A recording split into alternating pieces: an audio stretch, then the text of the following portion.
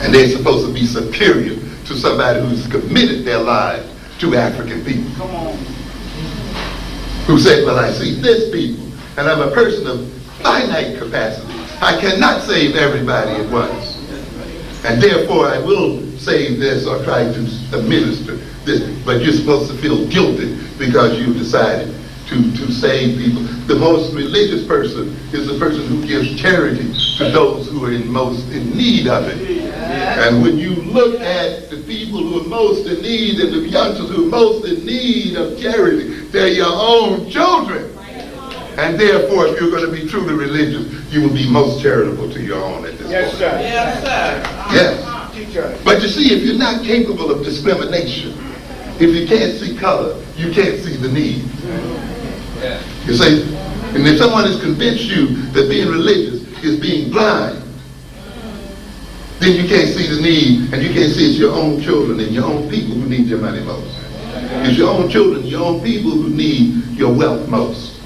That you will help the world and bring peace into the world. The degree to which you spend your money with these black children and black people, to that degree you will bring peace to America. Yes. You're ready to accept the idea that we are causing and we are disturbing the peace. You're ready to accept the idea that we are the major threat in America. You're ready to accept the idea that by being irresponsible and black boys are the terror of the world. Then why aren't you ready to accept the idea that they need your help most of all? You see, but you can only discriminate in a backwards way. And because you discriminate backwardly, or because you don't discriminate at all, and someone has told you that means that you're religious and you're sanctimonious, that means you're ignoring people who are in need, and that means you can't discriminate between people who don't need your money and people who do, which means that ultimately you end up enriching the rich and impoverishing the poor, and the poor then, as they react to the impoverishment with crime and other kinds of things, then create and disturb the peace and destroy the peace, and that means that in your goodness, you're actually creating sin. Right. Yes. Yeah. But see, that's the way a white man runs it on you. You watch the good Negro.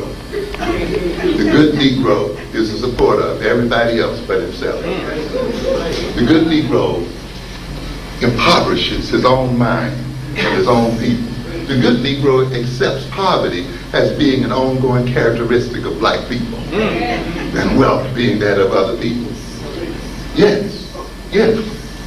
And it's turned around. We have tremendous amounts of wealth, people, in both mind and body and material wealth. You see these white boys running to China over there trying to get that money? Well, China only has about $500 billion to spend. How much money do you think we have to spend? We have $400 billion. Yeah, we got money. We got about as much money as the Mexicans, as much money as the Canadians. That's many nations. That's to spend. If we looked at what we earn, that's only a fraction of what we produce, which means that we as African people are producing trillions of dollars worth of wealth. Yes. You see, because an employer only pays you a fraction of what you produce, right? So if we're getting $400 billion through earnings, think how much wealth we must be what we must be producing. And we're not producing it for ourselves. Do you know a nation that has $1 trillion economy would be one of the wealthiest nations in this world? You'd be in the rank of Japan and European nations with that kind of productivity. But we see ourselves as impoverished. And we see our children doing the things they do out there. Why? Because we have misdefined the good. We have let some people put the wrong contents in our consciousness and in our mind. We've learned irrelevant knowledge and call it higher education. We've gone to schools and paid $20,000 and $30,000 a year to be made ignorant and stupid and to be called being highly educated. Yes, we think that people who live off of us and suck our bloods are going to give us the kind of knowledge that would allow us to close our veins to them. That's crazy. The other way you falsify consciousness And so you see it here in Newark schools, you see it all over. The missing of content. It's not enough just to fill children with knowledge. You got to fill them with knowledge that's relevant. It's got to be appropriate. It's got to be appropriate to solving their problem. And you got to know what your problem is. And you got to know that this educational system here is designed to get black people to solve white folks' problem. Okay? Now, if you're going to get an appropriate education for your children in Newark, you've got to look at your problem. You've got to look at the problem of African people. And if you see the problem of African people as poverty in America, being under the oppression of white people in America, being under the oppression of white people in the world, if you see Africans going hungry above their natural wealth, if you see us, look, that's our problem. That's not the problem of Europeans. An appropriate education then will prepare you to do what? Solve those problems.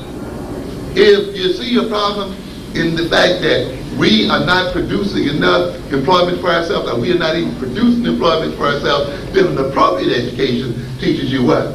How to create jobs for self.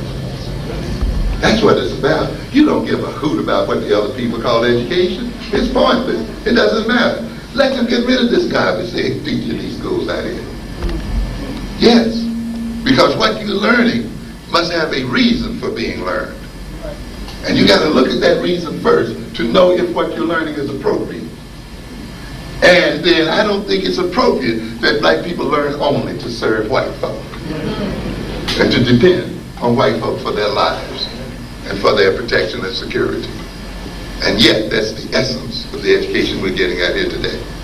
And consequently, we're going to get the kind of knowledge that's going to keep us dependent, that keeps us servants, that keeps us operating on the assumption that we cannot do for self, that keeps us in a position where we just give away and throw away our wealth and impoverish our own children, such that they turn around and kill us in the streets and kill themselves as well.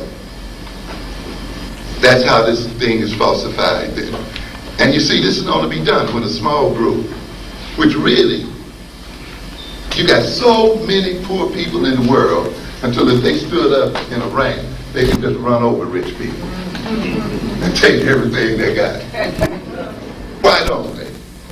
Because they fill their minds with ignorance, with false ideologies, with false knowledge, with irrelevant knowledge, such that they're not capable of doing it.